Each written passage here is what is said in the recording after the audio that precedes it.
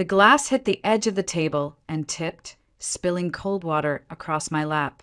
I stared at it, frozen, the droplets soaking through my cotton dress, clinging to my skin like the words she'd just thrown at me. "You don't belong in this house." "You never did," Evelyn Hayes said with quiet precision. "Leave, you lowlife." Brandon didn't move. He kept cutting his scrambled eggs like none of it was happening, like his mother hadn't just humiliated me in our kitchen. I looked at him, searching for a flicker of support, a glance, anything. But he wouldn't meet my eyes. I stood, slowly, as the silence in the room thickened. My hands trembled, but my voice didn't break. "Okay," I said, barely above a whisper. "Then I'll go." And I did. But here's the part she never expected. When I walked out of that house, I took with me more than a suitcase and my pride. I took her electricity bill, her Wi-Fi, her groceries. The lease renewal she didn't know was in my name. I took the quiet $75 million empire I had built from my laptop, right under her nose. The same laptop she called my toy. The same one that had been paying their mortgage, their credit cards, their life. But let me rewind. I was born in El Paso, Texas, in a one-bedroom apartment that always smelled faintly of lemon cleaner and leftover bacon grease. My mother, Rosa Santiago, was the kind of woman whose hands were always cracked from scrubbing things clean. She worked double shifts at a small diner off Mesa Street, pouring coffee for tired truckers and lonely old men who called her Mija like she was their own. We never had much, but somehow we never felt empty. At night, when she got home smelling of coffee and fryer oil, she'd drop her purse, kick off her shoes, and pull out a stack of borrowed library books. She'd read to me about Paris, about Machu Picchu, about oceans and ice fields and faraway cities I couldn't even pronounce. "The world's bigger than El Paso, Noelle," she'd whisper, tucking the blanket around me. "And you belong in all of it." She skipped meals so I could have enough, walked miles so I wouldn't miss a school field trip, pointed at the mariachi dancers during community festivals and said, "Look how alive they are. That's culture, Mija. That's joy." I remember watching her feet move under the plastic chairs, tapping in rhythm with the drums, even though she looked like she could fall over from exhaustion. Her love was the only safety net I ever knew. In high school, I met Marisol Rivera, a girl whose family had come from Chihuahua. We bonded over cheap cafeteria tacos and the fact that neither of us ever had weekend plans. She taught me Spanish slang, helped me roll my R's, laughed when I said "Vamos al mundo" instead of "Vamos a viajar por el mundo." But I kept trying, and she kept cheering. That kind of friendship plants roots deep. By sophomore year, I was fluent enough to talk with her parents. And by senior year, I was tutoring younger kids in Spanish to earn gas money. I was good at it. I didn't realize then how rare that would be. College? That was never in the cards. Not because I wasn't smart, but because I saw the way Mom winced when she opened the utility bill. I saw her shoes split at the sides. Her eyes lingered too long on clearance racks. I couldn't stomach the idea of borrowing tens of thousands to sit in a classroom while she cleaned floors at midnight. When I told her I wasn't applying anywhere, she cried. "Education is your way out, Mija," she whispered. I remember cupping her face and saying, "I am your way out." It wasn't easy. I stayed up nights questioning myself, wondering if I was just scared or stupid or both.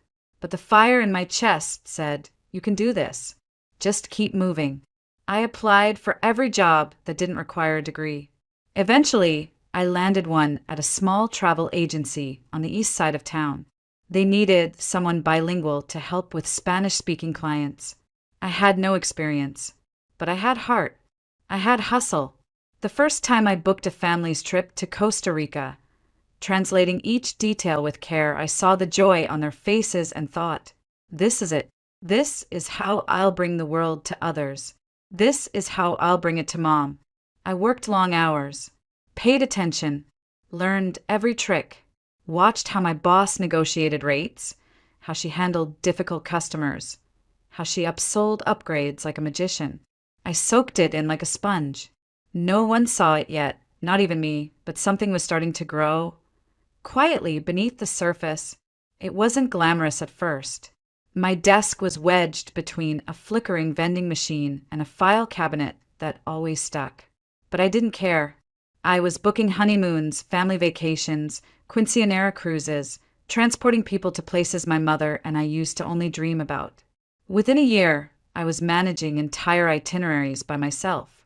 Then I pitched an idea, an online platform to automate custom travel plans for bilingual clients. My boss was skeptical, but I built the first version on weekends. When she saw it working, she gave me full control. That changed everything. I started freelancing on the side. Word spread. Spanish-speaking clients loved that I spoke their language and understood their culture. I built a network.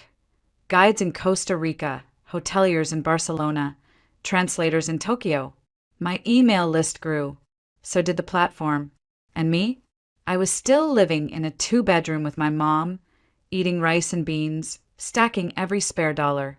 Until one day at 26, I walked into the Santa Barbara Grand Resort for a client pitch and met the man who had turned my world upside down. Brandon Hayes. He wore a fitted navy suit and had a concierge badge pinned to his chest, but there was nothing stiff about him. His smile was easy, warm, familiar. He brought me coffee before my meeting, then leaned in and said in flawless Spanish, "Café con leche for the lady." I blinked. Solo negro. "Gracias," I replied, trying to sound unimpressed. But I smiled. He caught it. Over the next 3 days of client meetings, Brandon kept showing up at the lobby bar, by the elevators, once even outside the spa where I was meeting a bride. He didn't push, just appeared, offering jokes, asking questions, saying things like, "Ever think about staying in one place long enough to be missed?"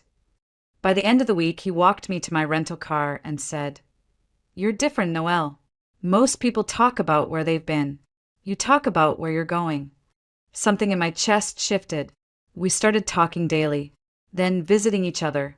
He'd meet me in San Diego between his shifts or fly to El Paso on his weekends off. He told me about his father, who died when he was 15, and how he'd promised to take care of his mom ever since. She had this whole life before. Parties, travel, a country club membership, he said. When Dad passed, it all stopped. Now it's just me. I listened. I understood loyalty. I lived it. And when he asked me to move in with him and his mother in Santa Barbara so we could save money and be closer, I said yes. Even when my stomach twisted. Even when my mother hesitated. "Be careful, Mija," she warned over the phone. "Loving someone is not the same as being responsible for their family." "I can handle it," I said. I believed that. The house was beautiful, if a little too perfect. Ivory curtains, glass vases, framed golf course landscapes. It smelled like lavender and lemon wax and silence. A silence you didn't dare disturb. Evelyn Hayes, Brandon's mother, met me in the parlor, sitting erect on a velvet chair like a judge awaiting a confession. Her hair was silver and sculpted tight, her blazer sharp enough to draw blood. She extended her hand without standing. "You must be Noelle." "I am. It's so nice to finally meet you, Mrs. Hayes." She looked me over. "Call me Evelyn." Then, "Where did you go to college?" I froze just a beat too long. I didn't attend. I started working after high school. Her lips thinned. How practical. There it was, the crack in the porcelain. Brandon didn't notice, or pretended not to. He just wrapped his arm around me and said, "Noelle runs a travel business. Super successful. She's brilliant." I smiled, but Evelyn didn't. Later that week, when I moved in, I found a note taped to the fridge. "No shoes in the house. Floors must be cleaned every morning. Crystal is off limits. Evelyn." I laughed, at first. Then came the whispered instructions. The frowns when I added too much pepper. The way she always seemed to need something when I had a Zoom call. And the way Brandon brushed it off. "She's old-fashioned," he said. "You know, set in her ways." I told myself I could adapt. that I was a guest in her world, and she'd warm up eventually. But I didn't know then that I was already being measured, that my worth was being calculated not in love or effort or contribution, but in pedigree, in degrees, in usefulness to her agenda. And in her eyes, I was coming up short. Living with Evelyn was like waking up every day to a test I hadn't studied for. There was always something wrong. The way I folded towels, the brand of olive oil I bought, the music I played while working. She'd appear in doorways like a shadow, arms crossed, asking questions that weren't really questions. You work from your laptop, right? So you have time to vacuum before noon. I'd nod, smile, try to breathe. Of course. But not too loud. I'm watching my shows. Then she'd vanish, leaving the scent of expensive perfume and the chill of being watched. At first, I adjusted. I cleaned around her schedule. I kept calls on mute. I cooked meals without garlic because it lingers too long. I reorganized the pantry the way she liked it, even though it made no sense. I was trying. Meanwhile, my business was blooming. The travel platform I'd launched quietly from my bedroom in El Paso was evolving. I'd hired 2 part-time assistants, then 4, then a remote tech team to handle the back end. I started landing corporate clients, law firms, nonprofits, even a few celebrities who wanted discreet, luxury travel plans with bilingual support. Revenue soared. I remember the first time I saw my dashboard cross the $1 million mark. I stared at the screen in disbelief, the numbers glowing back like a secret I wasn't allowed to say out loud. Because at home, I was still just Brandon's wife. Evelyn didn't care about the business. When she saw me on Zoom with a client, she'd mutter, "Playing on the computer again?" Or worse, "Are you still pretending that's a job?" Every time she said it, I felt 14 years old again. Awkward, unsure, desperate to prove I belonged. Brandon would laugh it off. "She's just teasing. You know how she is." But I knew better. Evelyn didn't tease. She measured. She devalued. And most of all, she didn't forget. One evening, after a 12-hour day juggling client calls, supplier contracts, and cleaning her antique silverware for an upcoming brunch, I collapsed on the couch. Evelyn walked in, stared at the cushions I'd disturbed, and said flatly, "We don't lounge on that." I stood up, nodded, went to our room, and cried in silence while Brandon played video games with his headset on. He never asked why I was quiet anymore.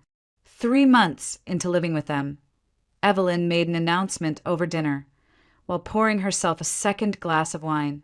"Brandon and I are planning a trip to Italy," she said, swirling her glass. I blinked. "Oh, that sounds lovely." She smiled. "It will be. Of course, someone needs to stay behind. Keep the house in order. Mind the deliveries. Water the orchids." Her eyes landed on me like a target. "You."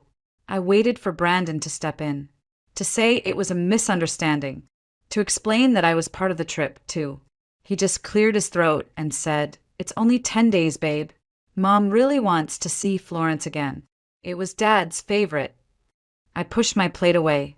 "So, I'm not invited." "It's not like that," he said, already uncomfortable. "You've been tired lately. Maybe some quiet time here would be good." Quiet time. Alone in a house with a woman who measured my worth in coasters and curtain folds. That night, I lay awake, staring at the ceiling fan, counting its rotations like heartbeats. I couldn't tell what hurt more, the exclusion, or the fact that Brandon didn't even see it as wrong. When I brought it up again the next morning, hoping he'd reconsider, he sighed. "You're being sensitive, Noelle. It's a trip. Stop making everything into a drama." I stared at him, feeling something inside me fracture. This wasn't just about Italy. It was about who I had become in this house. Invisible, unacknowledged, disposable. I wasn't his partner. I was his mother's helper. And I was done pretending it was fine. But I didn't say that. Not yet. I tucked it inside. Let it burn slow. Later that week, over breakfast, I decided to speak directly to Evelyn, to confront the quiet cruelty. I sat down across from her, my voice calm, my hands folded. I wanted to ask, were you planning to exclude me from the trip? Evelyn didn't flinch. She took a sip of tea and smiled thinly. If you wanted to come, you could have said so. No need for theatrics. I'm not being theatrical, I said softly. I just want to understand. Brandon walked in mid-sentence, setting down a bag of groceries. What's going on? Your wife is having another outburst, Evelyn said smoothly. I turned to him.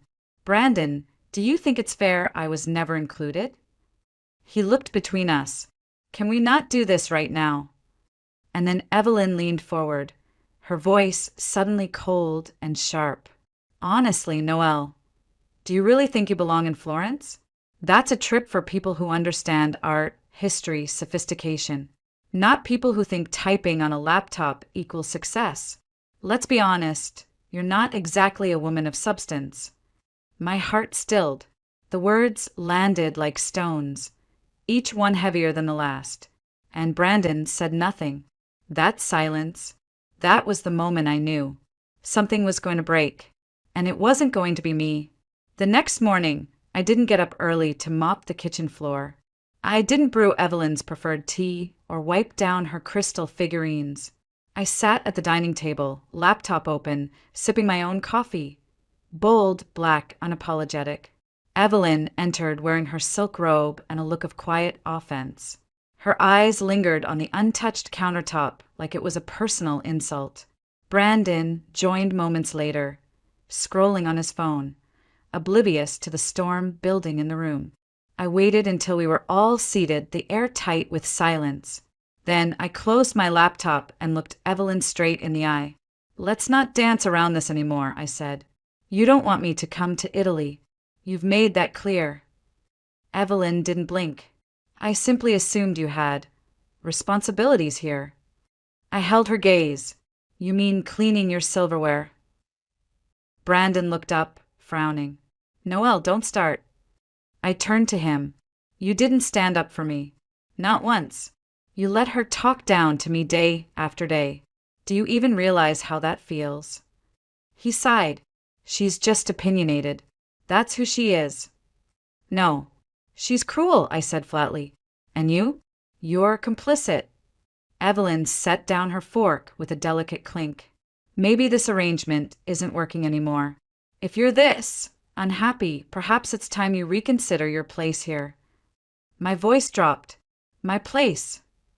She leaned forward, her tone like frost. You're not family, Noelle. You're a charity case Brandon brought home. No degree, no refinement. Pretending your little laptop hobby makes you accomplished. You're a leech. The word echoed. Brandon's fork froze midair. But still he said nothing. That was all I needed. I stood slowly, pushing my chair back. My heart thudded hard, but my face was calm. Fine, I said. I'll leave. Brandon finally looked up. Wait, what? I'm done, I said. With all of this. I walked to the bedroom, grabbed my duffel, and packed only what I needed. My laptop, my passport, a few clothes. I left the rest, the designer handbag Evelyn had mocked, the gifts Brandon never understood, the framed photo of our wedding day that no longer felt real. At the door, Evelyn watched me with arms crossed. You'll be back, she said. Life's expensive out there. You'll learn that. I paused. No, Evelyn, you will. And I left. I didn't slam the door. I didn't cry in the driveway.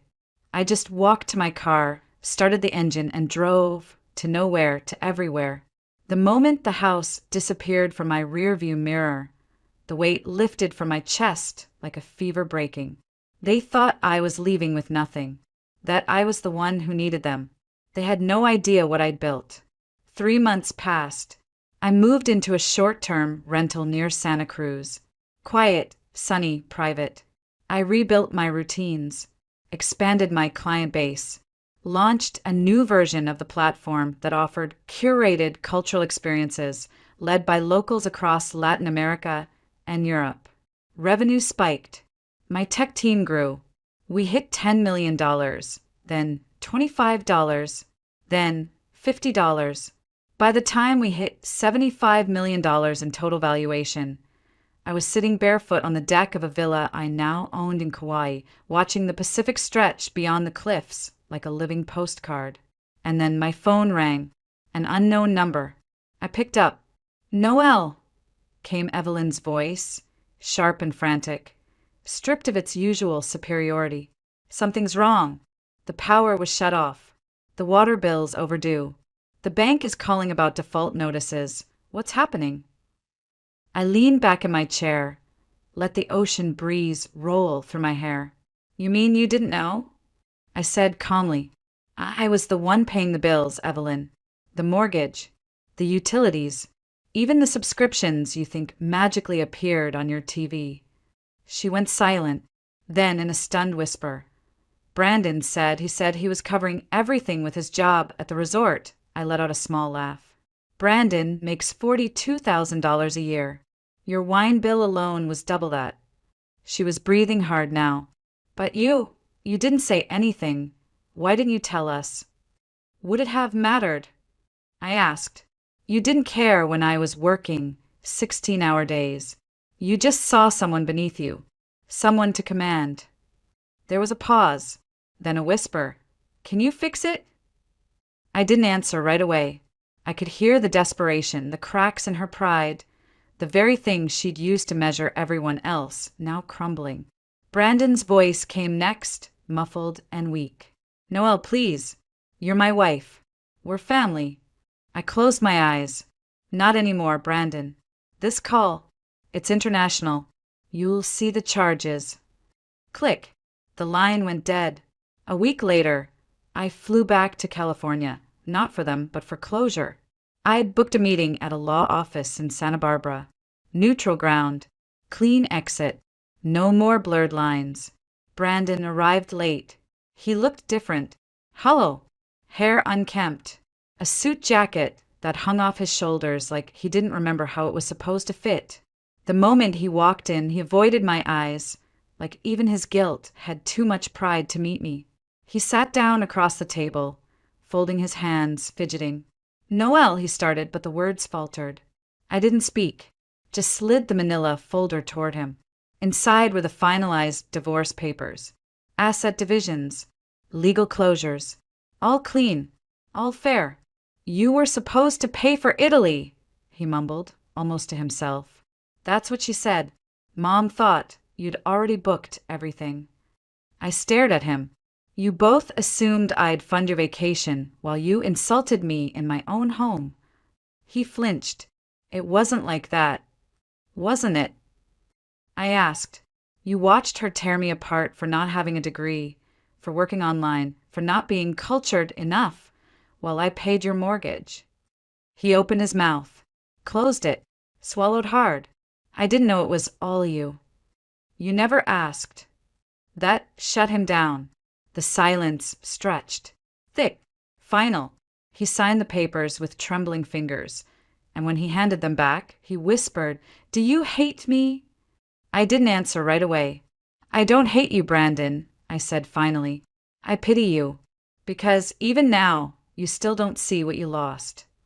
I stood, adjusted my bag, reached for the door. His voice stopped me. "Are you going to help us?" he asked. I turned. "I did," I said, calm and sharp.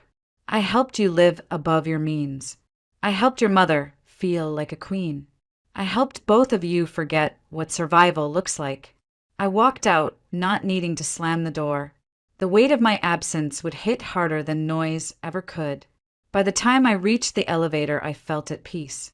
A rare, earned kind of peace. Later that week, my attorney sent confirmation that the divorce had been recorded. Brandon and Evelyn would now be responsible for the house, the taxes, the utilities, the debts racked up under Evelyn's spree of designer purses and imported wine. Over $440,000 in debt. I could have helped, could have erased it with a few keystrokes. I had the means, but I also had boundaries. They called me a leech while bleeding me dry. No more. I heard through an old neighbor that Evelyn had taken a job as a showroom assistant at a local boutique. Brandon picked up a second shift at the resort, working late nights now.